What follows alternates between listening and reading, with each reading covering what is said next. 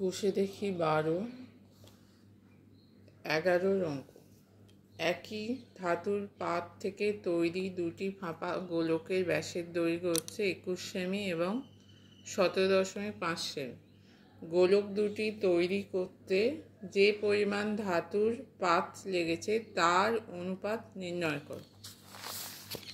আচ্ছা, দুটো ফাঁপা গোলকের ব্যাসের দৈর্ঘ্য দেয়া আছে 21 সেমি এবং 17.5 সেমি।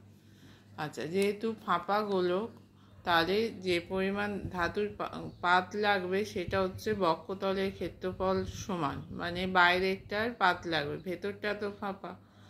তাহলে এই দুটোর বক্ষতলের ক্ষেত্রফল বার করতে হবে। একটার ব্যাসার্ধ হচ্ছে 21/2, আর একটার ব্যাসার্ধ হচ্ছে 17.5/2। ব্যাসটা হচ্ছে 21 সেমি আর 17.5 সেমি।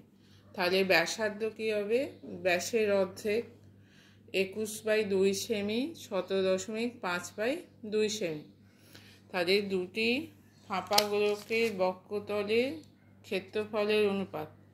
ফাঁপা গোলকের বক্ষতলের ক্ষেত্রফল হচ্ছে 4πr², আর হচ্ছে এখানে ব্যাসার্ধ। তাহলে 4π 21/2² is to 4π 17.5/2²। তাহলে এবার 4πটা দুদিকে কেটে যাবে।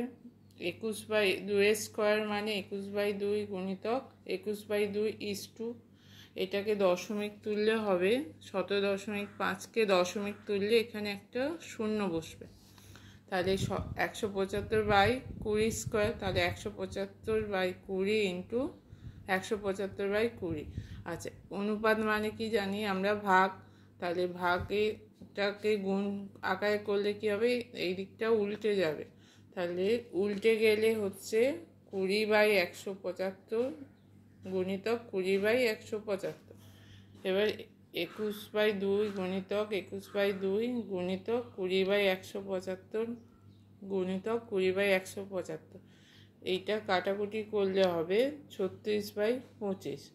আচ্ছা, প্রথমে 7 দিয়ে 21কে কাটলে 3, 7 দিয়ে 175কে কাটলে 25, 7 দিয়ে 21কে কাটলে 3, এই 175কে 7 দিয়ে কাটলে 25। এবার 20-র সঙ্গে 25 কাটলে 5 দিয়ে কাটলে 4, 25-এ 5, 5 দিয়ে কাটলে এখানে 4, এখানে 5। এই যে 4টা হলো, তলার 2-এর সঙ্গে কাটলে 2, 2 2 কেটে যাবে। তাহলে উপরে থাকছে 3 3 4, 36।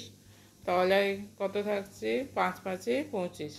তাহলে অতএব এদের অনুপাত আকারে লিখলে হবে 36:25।